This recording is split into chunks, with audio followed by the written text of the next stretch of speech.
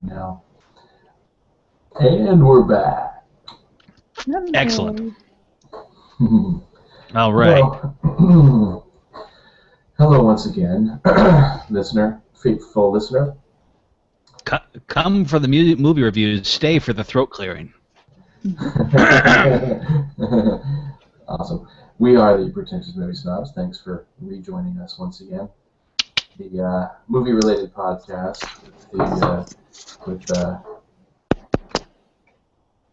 I was going to say our highbrow, low energy. Yeah, that's what I was going to say. I think you're exemplifying that to a T right now, Dave.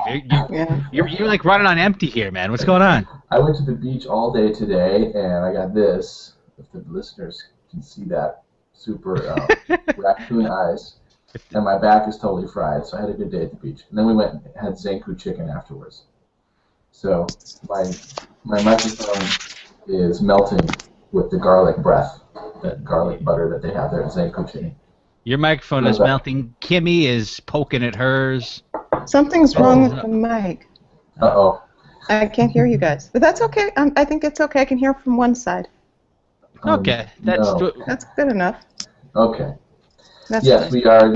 we are your reverse Oreo of cinematic pontification. Highbrow, low energy, the movie-related podcast with virtually no show prep. I think we're going to hold to that today, probably. Part of the reason there's no show prep, though, is one reason... Who are we, Dave? I think I already said we're the Pretentious Movie Snobs. Yeah. Pretentious movie But snobs. individually. Oh, I see what you're saying. Yeah, you got to introduce us, bro. Mr. Kent Conrad. That's me. FloridaJoe.com. Thank you for reminding me. Yeah. And I'm Dave Smith, and that's Kimberly Blagrove there in the middle of the screen with the big hat on. The Nappy Wanderer, soon to be wandering to Europe once again. Yes, sirree, Bob. So, we will be talking about a Mexican movie today on Netflix. This is part of our It Came From Netflix our new format. That's basically all we do now. Is It Came From Netflix, and whatever else we want to talk about, we'll throw in. But we're going to be talking about El Infierno, which means, does it mean hell? Kimberly, That means hell. Okay. Yeah. So hell. Thank you, Ken. Which exemplifies. Kimberly also called it Narcocultura 2, which I liked. And, if you heard our previous show on Narcocultura, which was a documentary, this is not a documentary. This is a feature film, dark comedy, I would say. Very dark comedy. Well, it's dark. I don't know exactly. I wasn't tell me where the comedy is. I wasn't doing a whole lot of the belly laughing there. There you go. Oh, I'm so glad I'm not the only one. But we'll talk about that when we get straight to the main feature. Which anybody want to talk about anything they might have seen before we get to the main feature? A real comedy. I watched Mel Brooks' Young Frankenstein. Oh, well, yes. That's a real comedy. I laughed in that, so I'm going to say yes, that is a comedy. Hell yeah. Yeah, that's one of those movies I don't think I need to see ever again. I just need to watch 2 or 3 minutes of it, and the whole thing just comes flooding back. That was on TV so often when I was growing up, and I would always, if you got the middle of it, just watch the whole thing through. That movie's hilarious. Yeah, it's a classic. After all these years, it's still funny. And then I watched... I was going to say, it's one of my first memories going into a theater, period, is that seeing that movie when it came out as a kid. I remember it was raining outside and we went into the theater, and we watched that one, or at least part of it. So, I don't remember. Well, it still holds up after all these years. Gene Wilder's genius. And Gene Hackman is genius. The scene when he's the blind man is just phenomenal. And... Madeline Kahn, Peter Boyle. Peter Boyle is brilliant. He does about as good a Frankenstein as Boris Karloff did. He's really terrific. He doesn't have to say much of anything, and everything is all in his facial expressions, which are just priceless. So, yeah, he does a fantastic job, and Marty Feldman is just... hilarious. And Cloris Leachman. Cloris Leachman. Frau Bueller. You see? Frau Luca. Yeah. Is Brugger? Okay. Luca. Yeah. So, Frau Luca. He was my boyfriend. Yeah, she was so brilliant. That woman. she's Good great. God. There's And then I watched. not a bad friend. Put the candle back. Oh God, that's good. Ah. You don't need to watch all of it exactly. Just the scenes come back. And I watched a movie called Chinese Puzzle, which is part 3 of this French director. I've mentioned him before. His name is Cedric Clapiche. He had the Spanish, the L'Auberge Espagnole, which is the Spanish hostel, I guess. And then there's the part 2 was Russian Dolls, and part 3 is it's like a trilogy, which is Chinese Puzzle, which shows the life of this man who first he started out, in this exchange program with a whole bunch of kids, and now he's in his 40s, and he's a Frenchman who's just moved to New York to be with his children because the mother of his children have taken him there, and you see how his life has evolved, and yeah, that was it. Those are the 2 movies I saw. Right on. Yeah, that's it. What about you guys? How about you, Kent? You've probably seen a lot of things you can't talk about as usual. Everything I've watched, it was for work. Though they're all released movies, I could talk about them, but it's not really fair because anything you watch is a million times worse when you have to work on it. Though I did rewatch The Frighteners, which I says Peter Jackson's precursor to Lord of the Rings, and I remember being so disappointed with it when I saw it in the theater, and I've seen it again, and wow, that movie's just not good. Yeah, I never liked it ever. It's just the timing is off. The performances are bad. The script is muddled and weird. I don't know if I ever saw it. Yeah, it's severely toned down from Peter Jackson's earlier horror movies, which get really wild. Mm-hmm. But it doesn't replace that sort of manic energy with anything except for kind of mugging to the camera. It's just not. It's just not a good film. It makes me sad. And you had to do this for work? Yeah. But I haven't seen the. I'm almost afraid now because I own the I got the Blu-ray because there's extensive special features. There's like a 4-hour documentary on the making of it that Peter Jackson directed and edited himself because he had a long time after making The Frighteners with nothing to do while trying to get, I think, he's trying to get King Kong made at that time because King Kong was going to be his follow-up to The Frighteners, but all things went wrong. And though I'm kind of afraid to ever watch the extended edition now of Frighteners because I can only imagine seeing more of these performances will just drive me further up the wall. Don't do it. But just today, I also worked on this, but it's also an old movie. I've seen the 4-hour version of Cleopatra. Wow. Is this the Liz Taylor and Robert? Liz Taylor. Well, actually, Liz Taylor and Richard Burton and Rex Harrison. Rex Harrison plays Caesar. The first. Have we lost Kimmy? I'm here. Slow down for a little bit. But okay. The first 2 hours of the movie are about Cleopatra with Caesar. Then the next 2 hours are with Cleopatra and Mark Antony. And, oh my God, that's a boring movie. Wow. It's in adjusted dollars probably still the most expensive movie ever made. Well, didn't it lose a whole bunch? Well, basically, yeah. Yeah. I wish somebody would adjust my dollars. I still have the same old crappy dollars. So I'm going to need to adjust them. So I didn't see anything interesting. How about you, Mr. Smith? I did watch a documentary about Jimi Hendrix, which was, I wish I would have looked it up, but again, no show prep.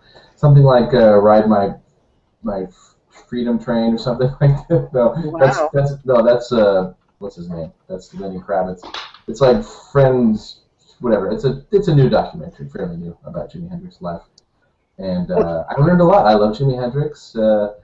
I was excited because I didn't know anything about his death. I always had assumed that he was a rather morose, weird fella who OD'd on heroin or something.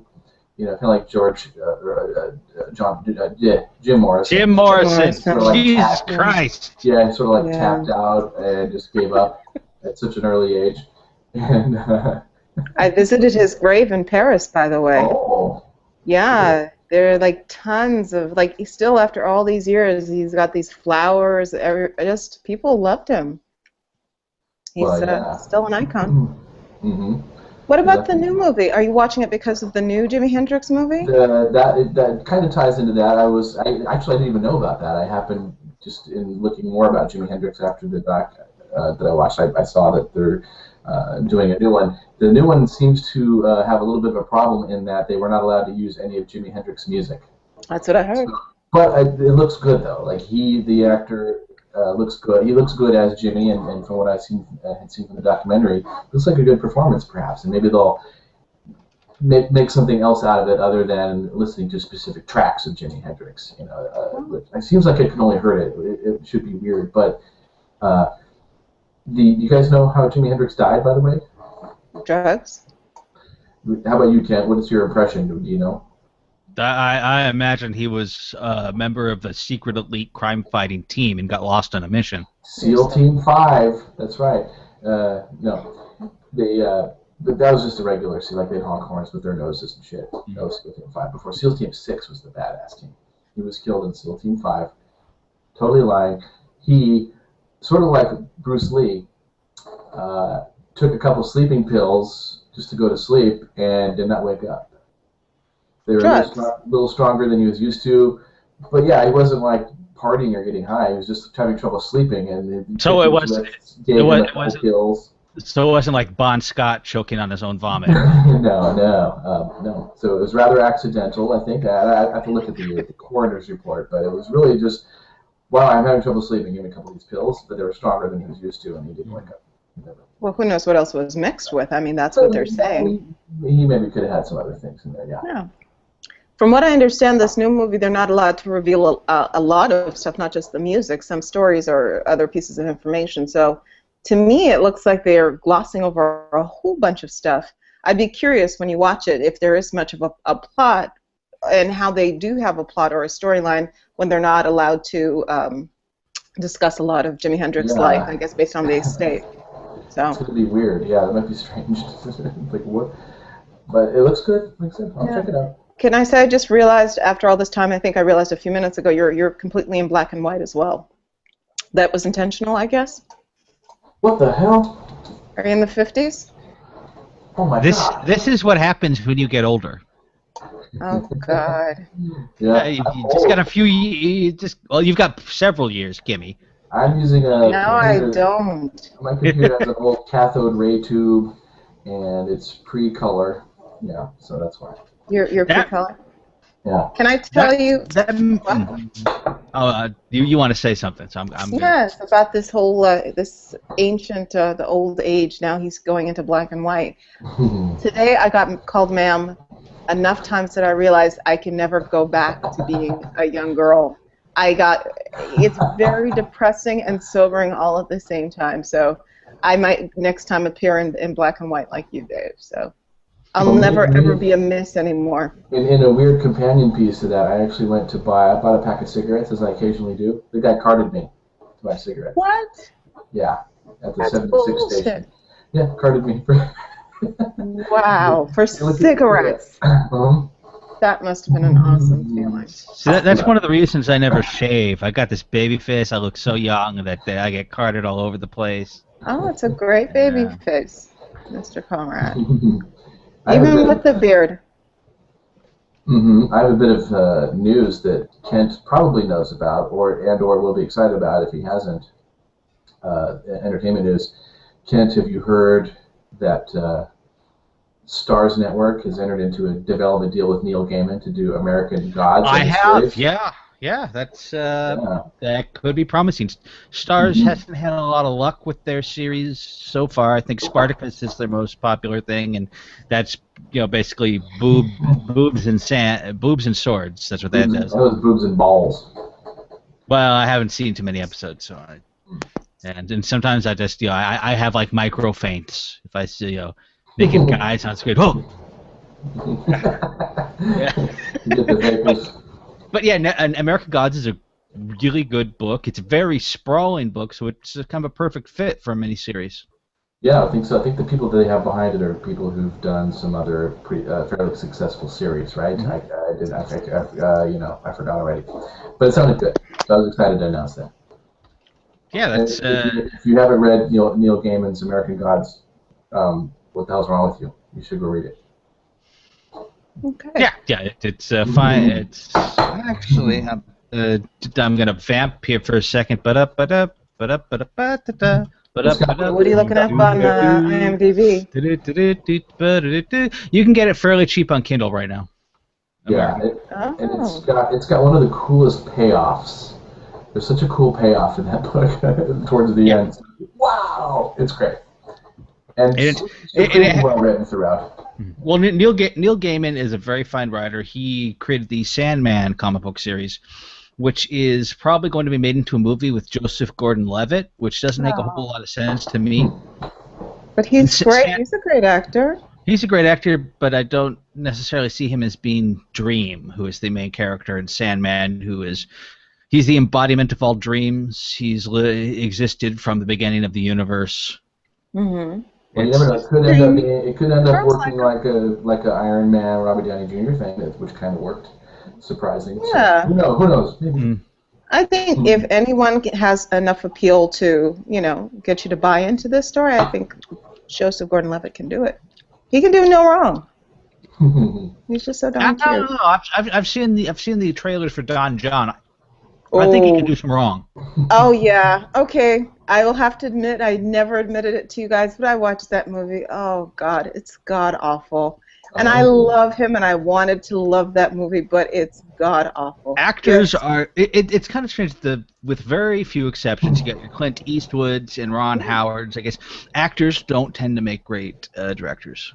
I'm surprised though, because they know the other end. Like they've worked with enough as an actor that you think they'd be a good director. Probably most humans tend to not make good directors. So. Yeah.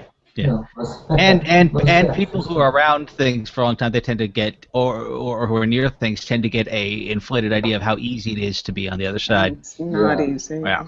And he wrote it and directed it. I think he produced it, so it was a very ambitious attempt. Yeah. But yeah, I agree. Bill Paxton, he's a good director. I like his films. Yeah. He hasn't made it. I think he has made 2 features, maybe 3. He did, of course, Frailty, which is one of my absolute favorite movies. And then The Greatest Game Ever Played, which is a golf movie, which it's a sports movie, so you know exactly what it's going to be going in, but it's a sweet movie. I liked it. Mm-hmm. Okay. I'm never going to get over feeling like a complete fraud when I say I worked on that. When I did, but all I did was type what people said in it. Years after it was done, but still, I worked on that. Yeah, he also directed the famous Barnes and Barnes video Fish Heads. Mm. Oh yeah. Fish heads, roly poly fish heads, eat them up, yum. I took a fish head out to see him. Okay, I'll stop. El Infierno. Yes, I think we have to talk about it. Do we? That was a Lilac X segue right there. It's so smooth you didn't even hear it happening. It was smooth. Okay, so we're talking tonight about El Infierno, a movie about a Mexican gangs. The main character is Benny Garcia, who moved to America to find his fortune. Eventually gets kicked out, goes back to his hometown, and finds his brother has been murdered as part of a narcotics gang. And while he promises his mother, kind of promises her, that he's never going to do anything like that, he ends up falling into the same culture. So we get to see the world of the Mexican gang yet again. The second time. Yes. Thanks, Dave. Like we didn't get it the first time. There's drug trafficking. There's vendettas. There's people killing people and leaving notes on them. All sorts of horrible stuff. El Infierno, picked by David Smith. Dave, why'd you pick this movie? Yeah, Dave. I picked it because I wanted to pick something quick because I was having trouble picking something, and it was highly rated. By whom? Netflix. It was like 4 out of 5 stars, which is pretty good for Netflix. So I thought, this looks interesting. It's a Spanish movie, and it's highly rated, and it says it's darkly funny and violent. I said, well, I usually like that. So what you're saying is basically you took the lack of show prep that goes into the actual production of the show and lent it to the pre-production. Yeah. Okay. But I ended up liking the film. I think it's a pretty good movie. Wow. Super violent, and I was actually laughing quite a lot of the time. it really kind of turned things on its end a little bit. It played with my expectations a little bit. I thought he was gonna, maybe he's not really a good guy, is he? He's set up to be kind of like this, kind of like he's going to be a nice guy who falls in with the wrong crowd, and he kind of is. But then he really just starts doing stuff that's pretty bad. But we still like him, and I thought they treaded they treaded that tightrope pretty well. Because I still liked him. I don't know about that. I still liked him. I liked that, Ken, the fun and games portions of the movies. Yeah. That Blake Snyder talks about, where he says it's the promise of the premise. That's where you see, if someone gets superpowers, that's where you're going to see them using all their superpowers and doing all kinds of crazy stuff. And in this movie, it was kind of funny because it was this kind of wacky montage of him fucking prostitutes and snorting coke and cutting people's heads off. But it was like a montage, but it was so over the top. I was just laughing. And the way he would, he ends up with this girlfriend prostitute, but it's not her first day, and she's still doing it, and he's treating her like, as he's doing her doggy style. You're never gonna have to work again. I'm gonna take care of your kids, and he's doing the same thing with this other prostitute. I'm gonna take care of you. You don't have to work. You don't have to take care of your kids or whatever, or I'll take care of your kids. Yeah. But he really goes all the way into the drug culture, but he's still kind of an okay guy. He threw up when he saw the bad stuff, but to me, it's very eschatological, and I bet you if we were to look further into, like, I don't know, if I was to read Dante's Inferno or something, there's probably something going on a little bit more with like the Don Reyes character, the big boss, and his brother was El Diablo, his devil, and then they kind of play with your expectation with the nephew too, because he moves in and he kind of moves in on his brother's family because he's dead, but he had a wife who's hot, so he kind of sort of fills the shoes there. And I didn't expect what happened to the nephew to happen to the nephew. I thought that was pretty, but it's just the cycle of violence there is just so overpowering. Let me get my finger where people can see it. Yeah, it's so overpowering that that Mexico is just so fucked, isn't it? I thought it was done in a fun way. I liked how a lot of the killings happened, and then it just crazy. Some of the twists were funny, and I was laughing. So You laughed. Okay. Kimmy no longer likes David Smith. I don't like the choice, and if you were with a girl at a movie, the way I kind of liken this is if you're standing at a old video store, let's say an old Blockbuster, and I think I said this to you. You had told me it was an ultra-violent comedy about what was the Mexican drug trade. As a girl or as a woman, I'm not like, ooh, goody, let's watch that. It's totally nothing I have any interest in. But, if something is done interestingly enough, I'll give it a shot. This was not. There's nothing new. There's nothing different. There are no redeeming traits to any of these characters. I got a gist of everything when I watched Narcocultura. I don't need to see any more, especially it was 2.5 hours. I'm telling you, the first 15 minutes into this, nothing was funny. I was like, oh my God, how much longer do I have of this? And I saw 2 hours and like 5 minutes. I was like, holy shit. I have to say, it was like, and then after like another 10 or 15 minutes, I'm like, oh my God, there's still like, over like, an hour 45 minutes. It was torture. Well, I don't know. It was funny when he gives his mom that old TV. I mean, he's not. He still gives his mom a TV, but then before he leaves, she's mad that he got into the drug business. Then she wants his watch before he drives away. Yeah, I don't think it's funny. Yeah, me personally, I didn't find any of the scenes funny. I think there were a couple of scenes where they were trying to be funny, like when he was kissing a ring and then he like wiped it off. I mean, I think very few scenes were actually funny, and most of it was sad. I mean, there's this guy who takes off to America, says he'll be back, doesn't come back until 20 years after. We don't have a clue as to what he was doing. Obviously, didn't learn much English. He was wasting his life. Huh? He was wasting his life. Exactly, but he comes back and he's doing exactly the same thing. He just to me it seems like a person who just is not learning his lesson, and I don't feel like there really is a lesson. It just seems like it's glorifying this whole lifestyle, which I find to be just despicable. I'll be honest. I'll be the snob because there's no. I don't feel that this type of lifestyle should be glorified. So you see this man leaves for 20 years, comes back, thinks everybody should be like, kissing his feet. Hey, it's your brother. Hey, it's your godson. Hey, it's your son. Hey, where's the love? Where's And then he comes back and he beds his brother's wife or girlfriend or whoever it is. I don't like him. I mean, in a sense, he tries to be a father to this boy, but not really. I mean, I think the best thing he did was to send him off. But of course, he was the one that caused this whole bloodshed, anyway. And then he comes back, that young boy, to become a gangster anyway. So, the friend, the best friend, the Cholo Chico, I don't remember his name. He was an asshole. I mean, the mother, she's just a mom. She barely visited her, and then she was like, well, just give me the money. I don't care anymore I don't want you to be a part of this. Don't try to get yourself killed, but yeah, give me the goods, the TV and the watch. So I don't really like any of these people. None of them. I don't feel bad when that man's son gets killed, a son for his son. You have the same scene from Narcocultura where you see their tombstones that are all beautiful and it's just so extravagant. I just you see him fooling around with all these. That was great. What's that? He had that sound system put in with the corrido about El Diablo. It's exactly Narcocultura, and I just feel like there was no lesson learned because in the end he goes to. I'm not caring about spoilers. He goes in the end. He gets involved in this lifestyle. There really wasn't much resistance. He knew it wasn't a good lifestyle. He was being a hypocrite. He told his nephew not to get involved in that lifestyle, but he was in it. So who are you to tell this boy how to live his life?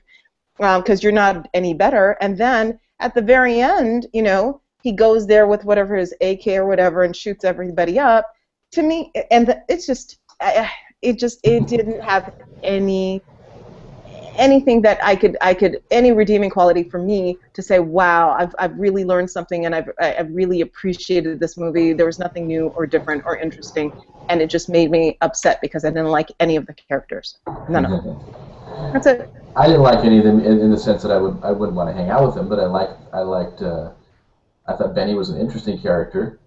No, he was a putz. Choki Loco, was it Choki Loco? I liked his character too a little bit, but I didn't want to hang out with any of them. I wanted them all to die, actually. But that's why this movie. We've seen these characters. Infierno. It's hell, and it's an eschatological, tragedy, really. It was hell to watch. Trust me, it was Infierno. And I think they were trying to, be a little, have a little bit of symbolism. Ooh, yeah, this is Infierno, and I get it. It's a horrible lifestyle, but. I'm sorry. He had the option. He was working for his what was his godfather, and yet he chose instead because he wanted more money because he wanted to give money to the whore, which was his brother's girlfriend. He needed to give her money to get her away from the prostitution. Yeah, it's the exact opposite of what you were hoping that would happen in the movie. Exactly. Am I going to get any help from Kent on this one at all? Not a lot. Though I do like a movie that fulfills its promises, and when we first see the whore girlfriend, she's in a low-cut top, and yes, we eventually do get to see her naked, so that's pretty good. And again, nothing. Why?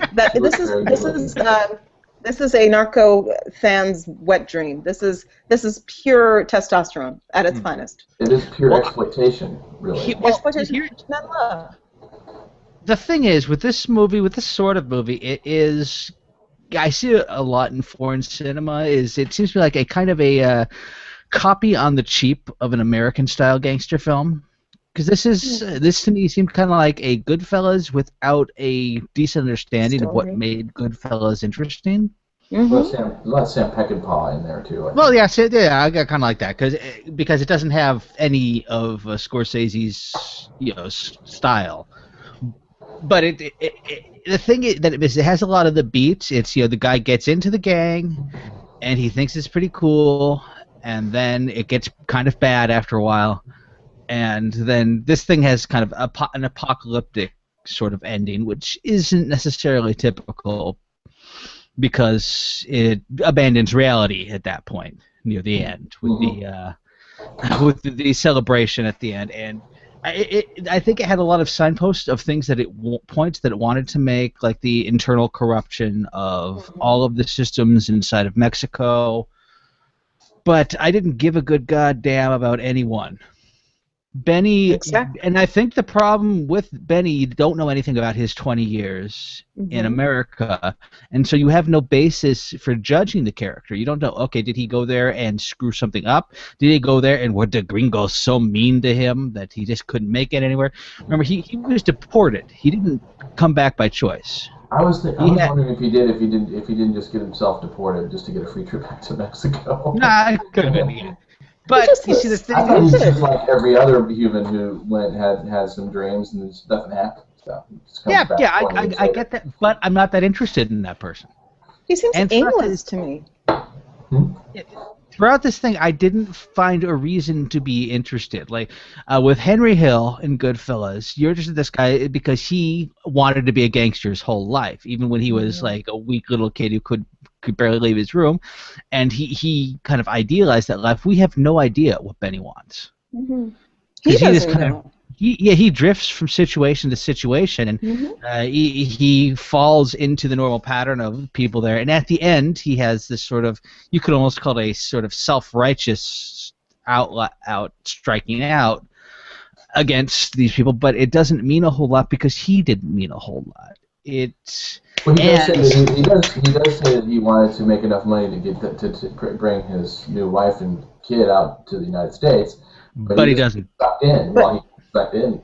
You get too much money. You know? He had all that money stored away. He could have gone anytime he wanted to. Right. Did you see all that? And it was stupid. It's the seduction of the money. That's exactly it. But he said the same thing when he was going to go away, when he went away 20 years before and said, I'll come back for you. Those were empty promises. And I agree with Kent 100% that this is an aimless person. He has no goals, he has no direction, and he just kind of falls into one thing after another. So he just has no kind of backbone.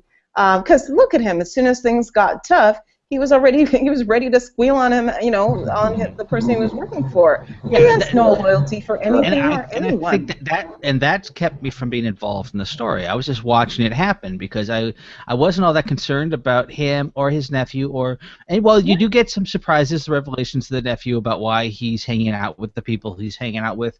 Yeah. It put me a bit in mind of there's a Japanese series, because I like gangster movies and gangster movies from all different cultures are different. I like Yakuza movies because generally they have no connection whatsoever to reality.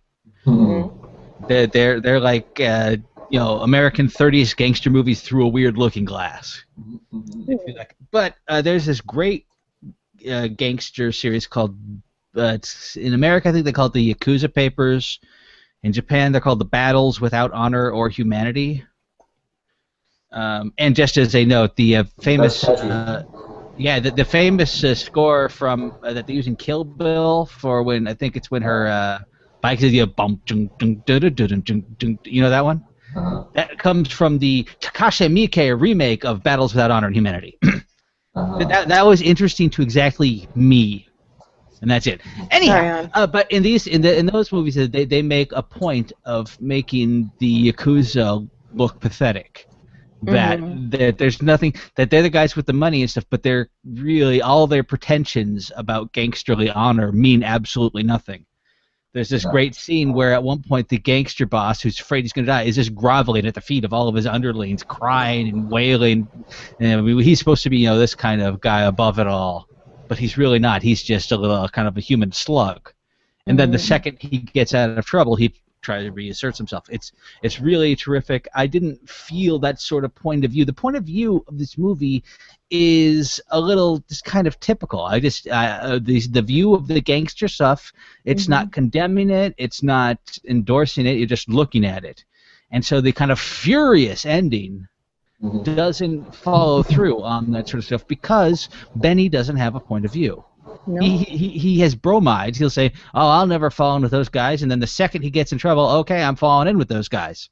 Yeah. And then he goes all. Knows it. Yeah, he's a horrible protagonist, if that's what he's supposed to be.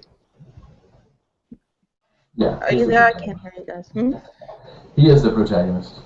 Yeah, if he's supposed to be like, to me, God, I agree with Kent. I have to say, I didn't care about any of them. It's 2-1 on this one. Yep, sorry, Mr. Smith, but Yeah. I know I think you're smarter than this movie, and you're expecting this movie to be smarter than it is. I'm not really defending it all that much because I just thought I liked it, but I didn't love it. So I'm not going to defend it too much. Yeah, and I loved Goodfellas. I liked more of the outrageousness of it, and the fact that it was. It really was because Mexico just seems to me such a Wild West state right now, and it was just having fun. It was having fun with that, It's horrible. Yeah. I think that's the sad thing about it. The situation is so awful there, and the movie is. It's definitely a reflection of all that is going on.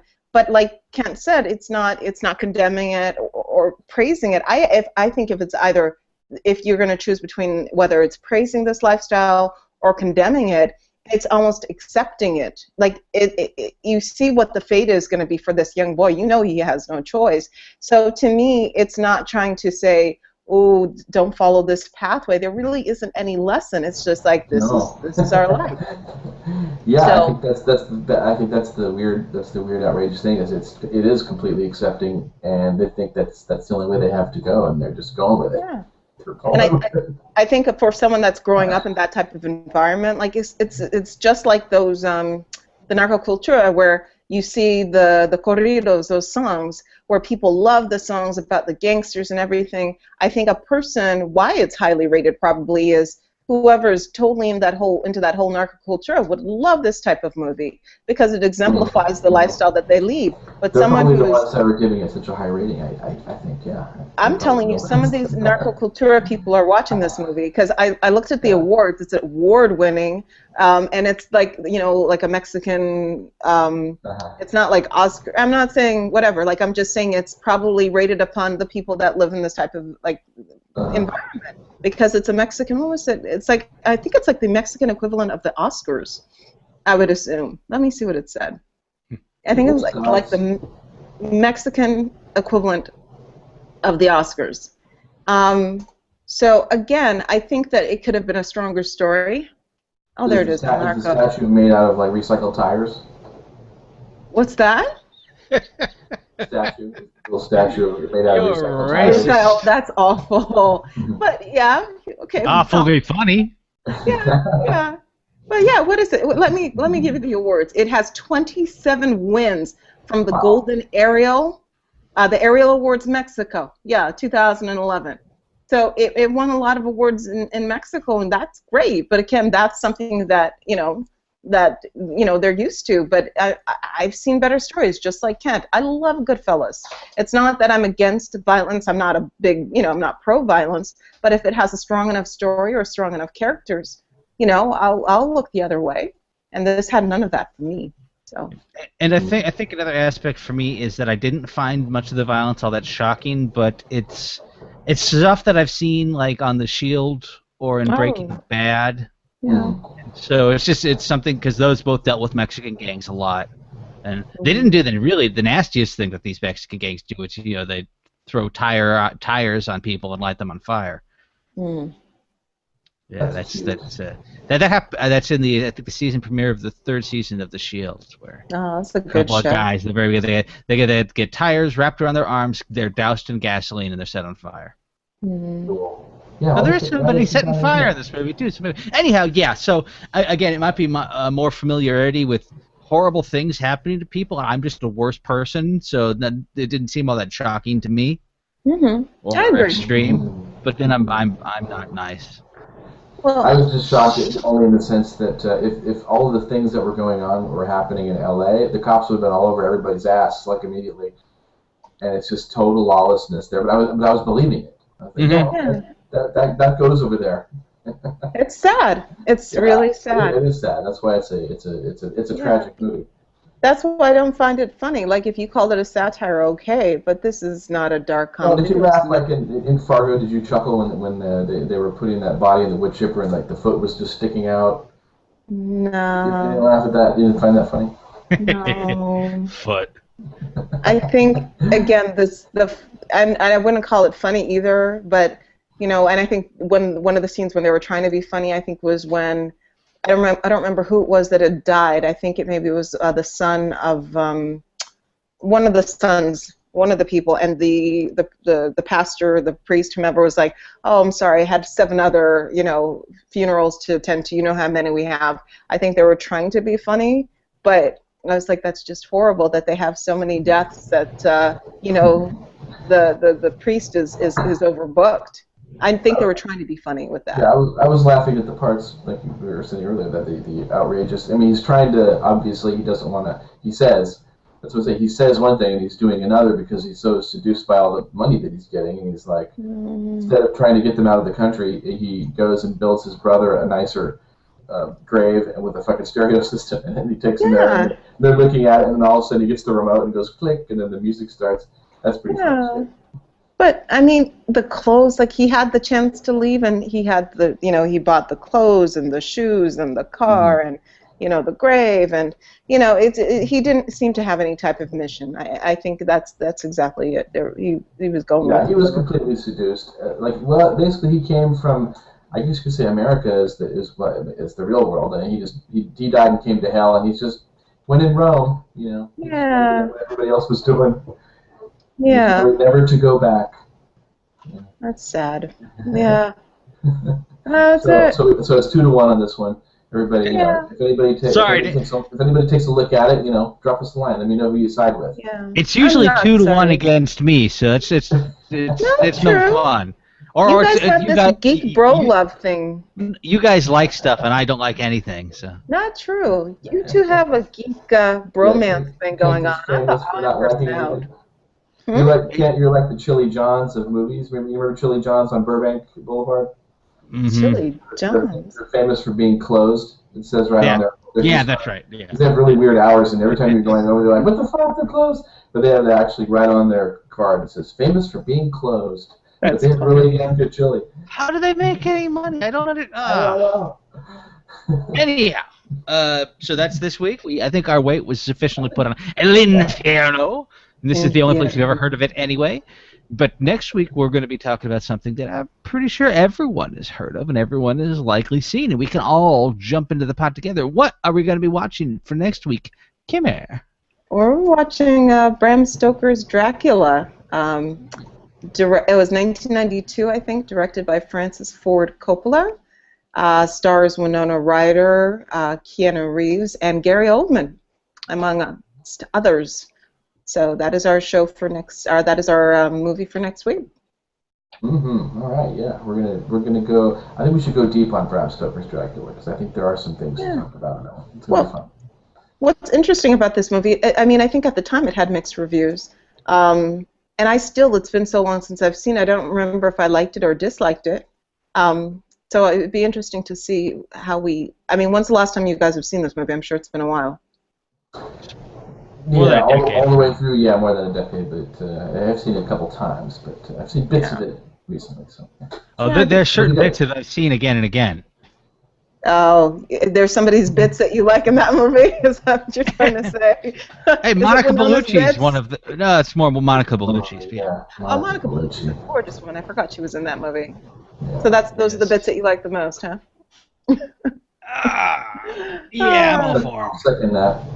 Yeah. Oh, look at you. Well, we have a little bit of something for everybody, I think. Yeah. So, yeah. All right. Good. There'll be many strange things Keanu will have seen in this castle.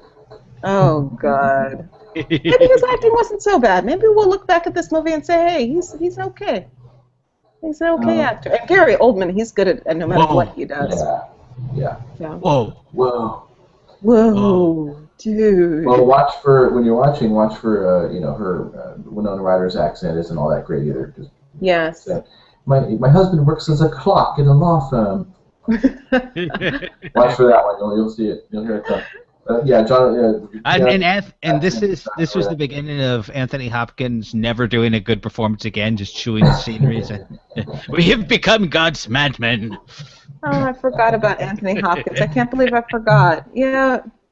And look for Well, Bill he doesn't Campbell. want to act anymore anyway, so. Look for Bill Campbell, the Rocketeer. I like him in this one too. What's Remember that? The Rocketeer? Remember the Rocketeer? Yeah. Oh, The I know Kent Rocketeer. knows. I like that movie. I don't know if I ever Bill watched The Campbell sort of Rocketeer. disappeared. He didn't really do much with that, but Rocketeer was on a very successful Yeah, adventure. Bill Campbell's been a very successful TV actor for the last Mhm. few years. Yeah. He was, if you've watched The Killing, which a lot of people liked, I thought was terrible. He was a major character in that. He was a major character in a very good science fiction series, The 4400. Oh, Yeah, so yeah, I remember that one. Billy Campbell, but he was also in The Rocketeer, which was a terrific movie directed by some guy whose name I'm not I recalling at the think it second. was Joe John. Johnston. Joe Johnston, yes, who Yeah. also directed the first Captain America movie just a few years ago, which the first 45 minutes of is really great. Hmm. And then it becomes a terrible comic book movie with a guy with a red skull. Oh. All right. Oh. Does anybody Okay. go see? Oh shit! Yeah, I could have talked about. I saw Rise of the Planet of the Apes earlier, but we're going to talk about it next time. Oh. I want to see Dawn of the Planet. I was preparationing. Yeah, Preparation Hing? I was preparation-ing for Preparation. Yeah, which I want to see. I actually like the first of this reboot of the Planet of the Apes with the James Franco one. But anyway, we'll talk about that briefly on the next show, perhaps. All right. Now we'll have seen the other Apes movie. Okay. Well, All right. Sounds good. we put our weight on it. We have Our a weight, a weight upon it has been put. Good Yeah. night, everybody. We'll see you next time. Good night. Peace out. And we're done. And we're done. Hasta la